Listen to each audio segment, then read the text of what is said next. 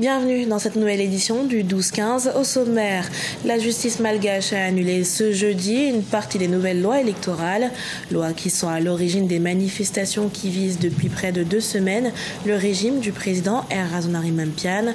Plusieurs dispositions de ces textes ont été jugées non conformes à la Constitution. L'Égypte inquiète pour son approvisionnement en eau, dépendante à 85% des eaux du Nil. Les autorités considèrent comme une menace le grand barrage de la Renaissance éthiopienne, particulièrement pour les riziculteurs, dont l'activité a considérablement baissé. Et puis nous partirons au Soudan du Sud, où pour pallier au manque ponctuel d'électricité, l'hôpital d'enseignement de Djouba est éclairé par un nouveau système à énergie solaire. Ce dispositif devrait améliorer les services de santé et la sécurité des patients. Madagascar s'avance vers une sortie de crise. La justice malgache a partiellement donné raison à l'opposition en annulant ce jeudi une partie des lois électorales. Une partie de ces textes à l'origine des manifestations de l'opposition qui visent depuis près de 2 semaines le régime d'R. Razonariampian ont été jugés par la Haute Cour constitutionnelle comme contraires à la Constitution. On fait le point dans ce sujet de Solange Dubois. Plusieurs dispositions des nouvelles lois électorales ont été jugées ce 3 mai 2018 contraires à la Constitution par la Haute Cour constitutionnelle malgache, notamment sur la révision des listes électorales, la durée des campagnes, l'utilisation des bulletins uniques ou encore les conditions nécessaires à la candidature à la présidence. Sont déclarées non conformes à la Constitution, ou le cas échéant, au moyen de bulletins de vote individuels établis pour chaque candidat, de l'article 20 alinéa 3, l'article 22 alinéa 2 et la section 3 du chapitre 6. La justice malgache estime en effet que ces nouveaux textes avantagent le seul régime, une fronde pour le président R. Razonariampian, mais qui s'annonce néanmoins comme une seconde tentative de sortie de crise. Pour l'instant, les indices convergent vers la candidature du président. Il y a son parti, le HVM, qui avait à maintes reprises demandé sa candidature. Il y a les tournées en province avec les discours qui ressemblent fort à une pré-campagne du président de la République. Même le discours du président avec l'annonce, l'exposé d'une vision jusqu'en 2030. Tout ça converge vers la candidature du président de la République. Certes, il n'a pas encore annoncé, je pense que c'est stratégique. À 7 mois de l'élection présidentielle, l'actuel chef de l'État élu en 2013 n'a toujours pas annoncé sa candidature. En revanche, les anciens chefs d'État Marc Ravalomanana et Andry Rajoelina ont déjà laissé entendre qu'ils étaient prêts à se lancer dans la bataille. Au Rwanda, les vêtements de seconde main ou fripe ne sont plus les bienvenus depuis 2016, mais le pays peine encore à asseoir une stratégie efficace pour combler le vide créé par cette décision.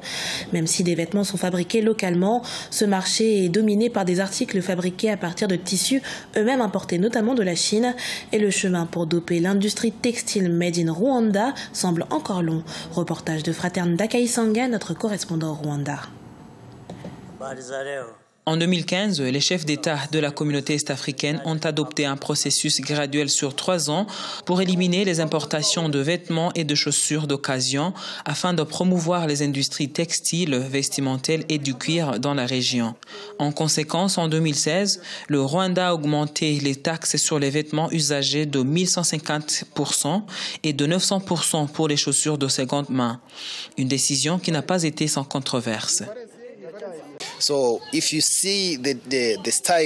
bizarre ces habits dits Made in Rwanda qui se répandent de plus en plus à Kigali. La plupart de ces tenues sont faites avec des tissus importés. Et donc, elles ne sont pas faites au Rwanda, car le pays ne produit pas de coton. Et économiquement parlant, on ne peut développer l'industrie du textile sans la matière première qu'est le coton. L'idée de bannir ou d'alourdir l'importation des habits d'occasion était seulement pour des raisons sociopolitiques. Comme quoi, il faut préserver la dignité des Rwandais. Mais je trouve cela économiquement incorrect.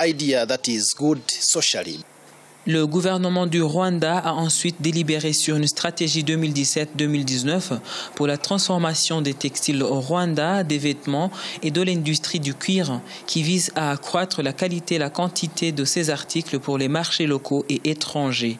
Une opportunité en or pour les quelques acteurs vestimentaires rwandais, surtout les vendeuses de pagnes importées de Chine. Ces jours-ci, les clients préfèrent le pain ou le ketenge en grand nombre. Avant, il n'était que des femmes, mais actuellement, ce sont surtout les jeunes qui viennent nous en demander pour faire coudre des modèles qui sont de tendance avec la promotion du Made in Rwanda. Le problème est qu'il ne faut tout simplement pas avoir des produits sur le marché, mais il faut qu'ils soient suffisants, accessibles et abordables. Ce sont là les 3 facteurs à prendre en considération, mais qui ne sont malheureusement pas respectés dans notre contexte. Le Rwanda possède 2 usines de textile, l'une des vêtements chinois opérant au Rwanda depuis 2014 et une autre qui produit principalement des uniformes scolaires. Elle appartient aux Indiens et mène ses opérations au pays des 1000 collines depuis 1984. Le grand barrage de la Renaissance éthiopienne représente-t-il une menace pour l'agriculture égyptienne, bien qu'il soit considéré comme tel par les autorités? Pour la plupart des agriculteurs du pays, la réponse est non, à l'exception des riziculteurs dont l'activité a considérablement été réduite. Corinne Kamdem. Le Nil, le plus long fleuve du monde, assure la majorité des besoins en eau de l'Égypte. Un équilibre aujourd'hui menacé par le grand barrage de la Renaissance construit dans l'état de Benishangul-Gumuz en Éthiopie, sur le Nil bleu, le bras oriental du fleuve. Bâti à près de 70%, le barrage est considéré par l'Égypte comme une véritable menace. Au milieu de cette guerre pour l'énergie se trouvent les riziculteurs égyptiens dont l'activité a considérablement été affectée par sa construction. Il n'y a pas de problème d'eau comme ils disent. Ils continuent de dire qu'on utilise beaucoup d'eau, mais c'est le cas pour n'importe quelle culture. Le trèfle consomme de l'eau, le blé consomme de l'eau, tout consomme de l'eau. Le riz utilise également de l'eau comme toutes les autres cultures. C'est une récolte rapide. En effet, les autorités égyptiennes craignent que la construction du barrage éthiopien entamé en 2012 entraîne une réduction du débit du fleuve dont elle dépend à 90% pour son approvisionnement en eau. C'est pourquoi ces dernières années, afin de préserver l'eau, le gouvernement a lancé une véritable croisade contre les cultures illégales. Le Caire a décrété que 724 000 fédans, environ 303 514 hectares de riz peuvent être plantés cette année 2018. Un chiffre que les commerçants de riz estiment être inférieur à la moitié des 1,8 million de fédans de terre cultivés en 2017. Je ne suis pas un criminel et je n'enfreins pas les lois. Je ne suis pas un homme corrompu. Je ne suis qu'un paysan. Pourquoi la police viendrait m'arrêter à 3 heures du matin et m'enfermer avec des voleurs et des criminels? Pourquoi? Je ne sais pas. Seulement parce que j'ai planté du riz. Le Soudan et l'Égypte sont les plus grands utilisateurs du Nil pour l'irrigation et les barrages. L'Égypte veut être assurée que le nouveau barrage n'affectera pas le débit du fleuve, estimant environ 84 milliards de mètres cubes par an en moyenne. L'Éthiopie, de son côté, a pour objectif d'utiliser le barrage pour devenir générateur de puissance et exportateur majeur de l'Afrique, reliant des dizaines de millions de personnes à l'électricité pour la première fois. Jusqu'ici, les 2 pays n'ont pas réussi à se mettre d'accord sur une stratégie globale de mécanisme de partage de l'eau, malgré des années de négociations.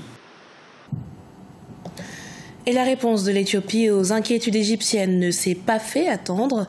Le Premier ministre éthiopien Abiy Ahmed a assuré jeudi que le grand barrage de la Renaissance éthiopienne que son pays construit sur le Nil ne nuira pas à l'approvisionnement en eau de l'Égypte et du Soudan. Au Soudan du Sud, les délestages sont monnaie courante, des pénuries qui entravent parfois le bon fonctionnement des services de santé dans le pays et plus particulièrement à l'hôpital d'enseignement de Djouba. Alors pour pallier à ce manque ponctuel d'énergie, l'Institut de santé s'est doté d'un système d'éclairement à l'énergie solaire pour le plus grand bonheur du personnel hospitalier. Gladys Mwamba. Le soleil se met au service de la santé au Soudan du Sud. L'hôpital d'enseignement de Djouba bénéficie désormais d'un nouveau système d'éclairage à énergie solaire, une alternative au générateur diesel. Le nouveau dispositif, issu d'une source d'énergie naturelle, aidera le personnel médical à travailler dans de meilleures conditions 24 heures sur 24. Parfois, nous avons des cas de femmes qui doivent accoucher, mais avec l'obscurité, il devient difficile pour une infirmière d'aider. Alors donner naissance sans lumière entraîne parfois la mort. Soudan, que Dieu les bénisse. Le Soudan du Sud est limité dans son approvisionnement en électricité, avec une économie affectée par des années de guerre civile. Mais le pays fait partie des régions les plus ensoleillées du monde et compte profiter de sa position géographique. Les nouvelles lampes à énergie solaire automatisées limitent l'obscurité et optimisent la sécurité. Nous utilisions la lumière de notre téléphone portable. Parfois, le téléphone tombe sur le patient. Nous l'utilisions même pour nous aider à insérer les gouttes.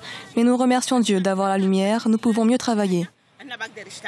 Ce nouveau système d'éclairage financé par la MINUS, la mission des Nations Unies au Soudan du Sud, aurait coûté près de 50 000 $. Il comprend panneaux solaires, batteries et lampes. Ce journal a été préparé par l'ensemble de la rédaction. Merci pour votre fidélité.